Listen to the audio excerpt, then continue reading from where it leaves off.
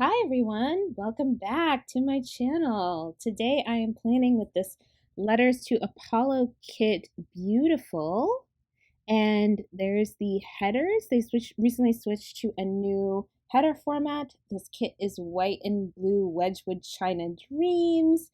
I love the boxes on this page with the lace frames, and the washi is adorable here with the flowers. I also got the floral deco, as well as the trims. So super excited to plan with this. And lastly, here's the journal sheet, which I'm also going to use. So yeah, let's get into it. Um, yeah, I'm back. I am back on YouTube and I've missed you all. And before I go into anything, I want to say thanks to everyone who left me a comment saying, like, I missed your YouTube videos. Please come back to YouTube. Like, that was just, that really made my whole day, honestly. I know my channel is small and, my IG is small and I'm not like a huge kind of planner influencer, but when I see comments like that, it really, I don't know, it just makes me feel good. It makes me feel like I have something to offer, in the kind of YouTube planner world. And so thanks to all of y'all for cheering my return to YouTube. Yeah, so where should I start to catch up? I mean, what can I say? What took me away from YouTube is work. It's always work. I'm the sort of person, unfortunately, where, I'm feeling like a lot of stress. And the first thing I do is like, let me cut out all the extras. And extras often end up being things that are fun or things that are relaxing or self-care things. I'm like, this is extra. I'm just going to go to work, come home, and go to the gym. And like, that will be all I can do to kind of keep my head above water. Like, I'm feeling stressed. I'm going to cut down my activities. Not really realizing that you need things that fill up your cup. You absolutely need them. They're essential. They're not optional. And so I was reading about this in this book I'm rereading called Radical Candor. It's about how to be, I think the title is How to Be a Kick-Ass Boss, pardon my French, while still retaining your humanity, I believe is the subtitle. And it's basically, I'm reading it to understand, how to be a really good leader, how to communicate effectively, how to build high-performing teams. And there's a whole chapter on there about getting centered. And she talks about how being a boss is really stressful. It can be really emotionally taxing, physically taxing, and that you need to take time to get centered, and you need to figure out what she calls your recipe for centeredness. What she means by recipe, this is by Kim Scott, by the way, Radical Candor by Kim Scott. What she means by centeredness is you need to figure out the things that make you feel good, steady, ready to take on work, calm, ready to just kind of face whatever challenge is ahead of you. This is, you could think of this as another word for like, what do you need to be your best self, or like what self-care activities do you need to do? I think she mentions as part of her recipe that she needs to have at least 45 minutes of exercise a day, that she needs to have dinner with her family, breakfast and dinner, I think, and there's some other things like that. And I was like, what's my recipe? And I'm like, my recipe has got to be more than work and the gym. It really has. So I started thinking a little bit more about this. And, even though I've not been on YouTube, I've still been planning here and there. Really more like planning spreads and like starting them, sometimes not finishing them.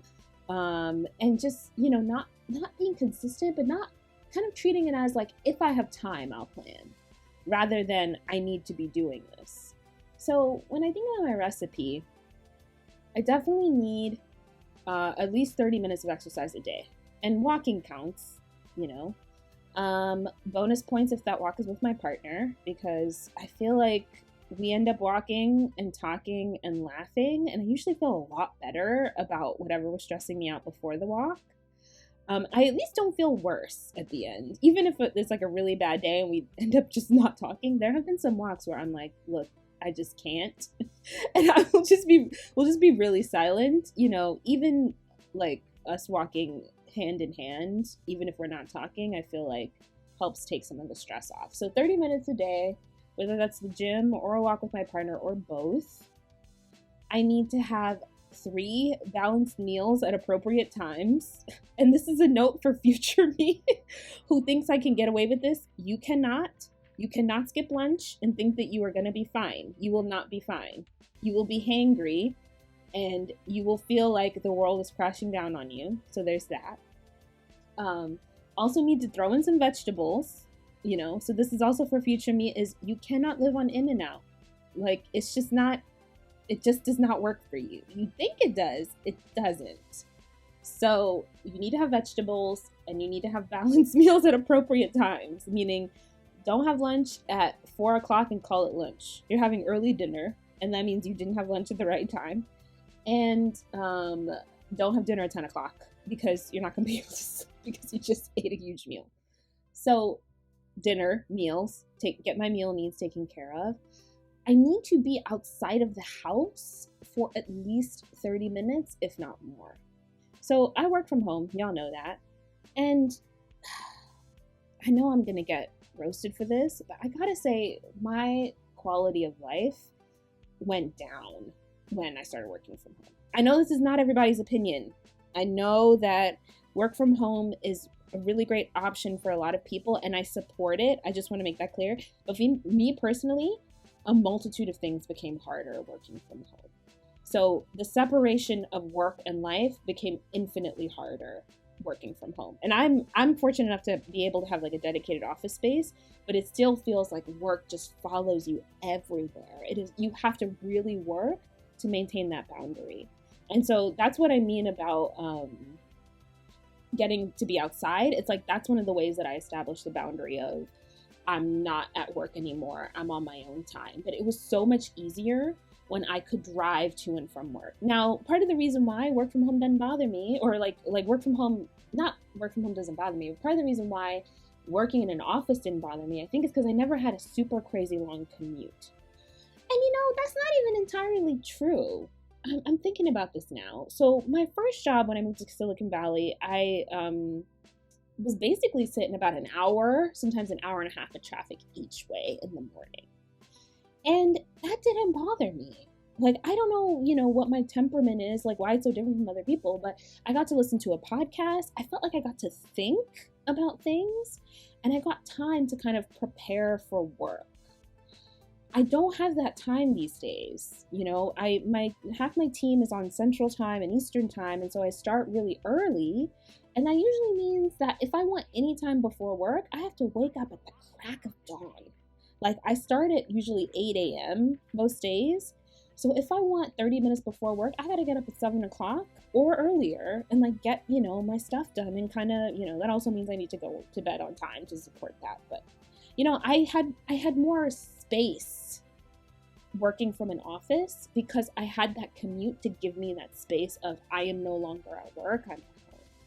I also, you know, I was fortunate enough to work in places that offered lunch and breakfast most days and dinner. So I didn't really have to worry about meal planning so much. Like if I made dinner one night, I could always eat it the next night, etc. And now I'm like, I have to figure out all my own meals. Yes, I know this is a 1%er comment. This is being a big baby, but it just is a lot of extra stress when it's like, okay, what am I going to have for breakfast? What am I going to have for lunch? Versus just going to work and there being a number of options, a lot of them really healthy, that I could choose from, that I didn't have to, you know, I didn't have to work so hard to figure that out. I also used to get a lot of incidental exercise just from walking around the office. The job that I started in 2019, right before the pandemic, I was in building F. I think we started in building F. And I used to have a lot of meetings in G, in C, and B. And so I was constantly walking back and forth. I would rack up like 7,000 steps a day easily. But now I have to be so much more intentional about like, okay, you are going to exercise, you are going to do this. And when I'm working, I feel like I'm also working longer days. So like I start at 8, I usually end around 5 or 6. On the days when I go to the gym, I'm gone for an hour in the middle of the day, so I usually tack on an hour after that. And it's just like longer days, more work to, eat healthy meals. I don't really get space. So, I don't want to say work from home ruined my life, but it really has made so many things so much harder.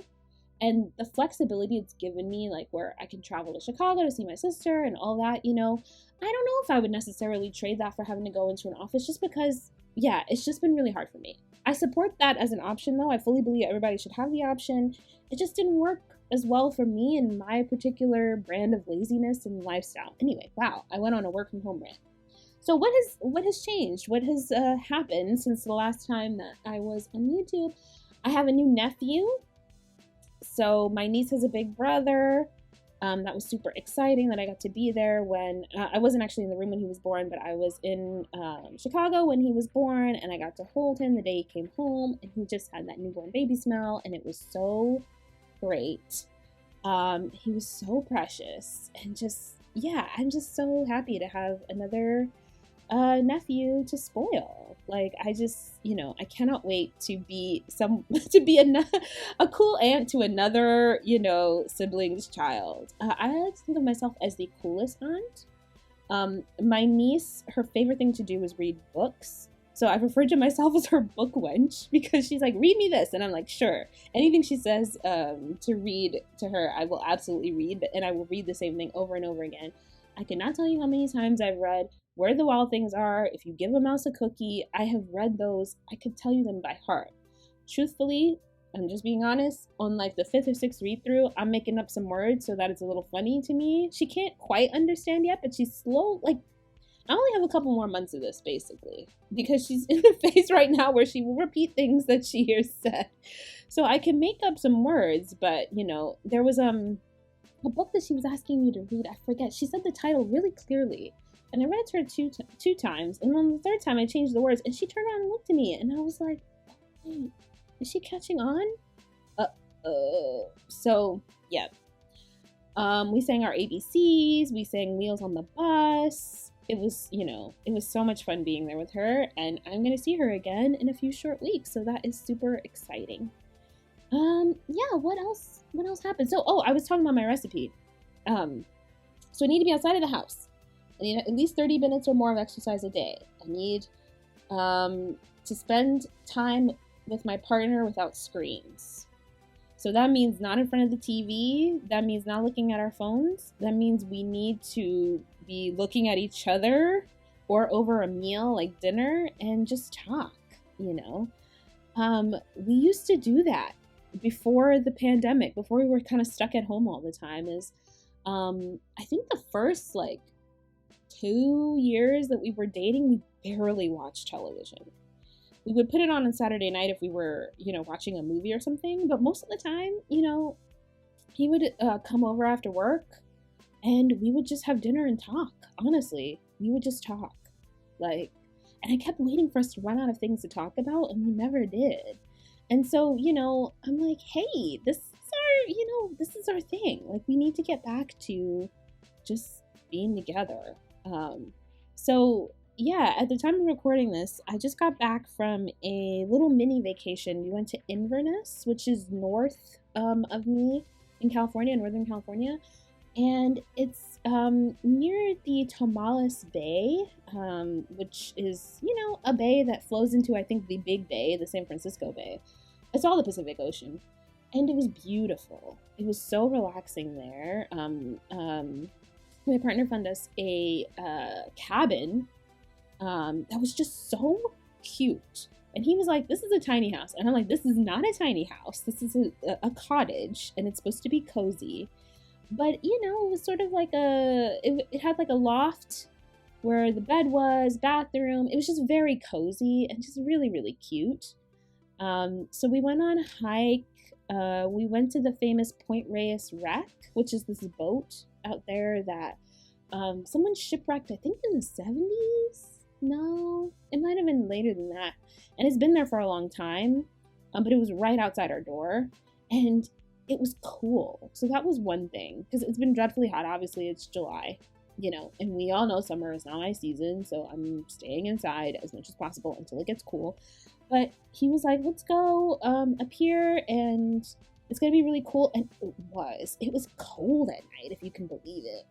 I opened the windows in the daytime because in the loft part it got really hot, but by nightfall it was like 60 degrees. It was so cool. I enjoyed it. I got to like snuggle under the covers like it was winter. It was the best. So we really enjoyed it, and like I said, it was beautiful. We hiked to this lagoon. I think it's called Abbott's Lagoon.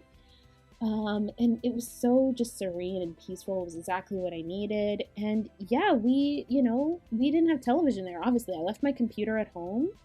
I didn't check in on work or email or anything. And it was just, it was very, very serene. So I feel like I need to do more of these. I don't know what the exact cadence is, but that needs to be part of the recipe. But quiet time with partner, creative time. Creative time is huge for me, whether that's nail art or planning. I need to have at least 2 hours of solo creative time, which means like I'm sitting in front of my planners. Maybe I have Family Guy on, or Adventure Time, which is another show that I've recently gotten into, or I'm just painting my nails and like listening to a podcast, but that just kind of fills my soul up. I just feel restored and a little refreshed after that. So I'm semi-solid on my recipe for getting centered, but they're just like some things that I'm like, okay, I need these every week, and I need to build in time to do these every week. Otherwise, I can't, show up as a good leader. I can't show up as a good person at work. I can't be there for my direct reports. So that's something I'm working on. Anyway, I want to say some notes about the spread, by the way. I am obsessed with these colors. I love this kit so much because truly I want to live in a blue and white, little Tudor style house with china that is this color, and like the Wedgwood china that's the white and blue, and just, have tea parties every day. That is literally what this kit made me think of and what I wanted to do. So I was, I matched my nails per usual, and I was obsessed with the stamping and the designs like this. I just loved the entire experience of planning with this, and also like prepping the matching nails. So I think this kit is gorgeous. I should have repurchased this for in her latest sale, but I will definitely be repurchasing at some point because I need to plan with this again. So I just was like, this is my Wedgwood china cottage in the English countryside dream spread. So that was exciting. And the silver accents and lace accents that I brought in, these silver headers are from Miss and Meow. I really need her to release these as an actual full sheet so I can just buy them, but they came in freebies that I saved. So that's the end of the spread. Hope you enjoyed a little bit of the catch up. I don't think I covered everything. I'll probably need to catch up again a little bit in my next video. But thank you all so much for, the kind words while I was gone. And yeah, I'll be back on a weekly cadence. So let me know what you thought of this video in the comments. See you all later. Bye!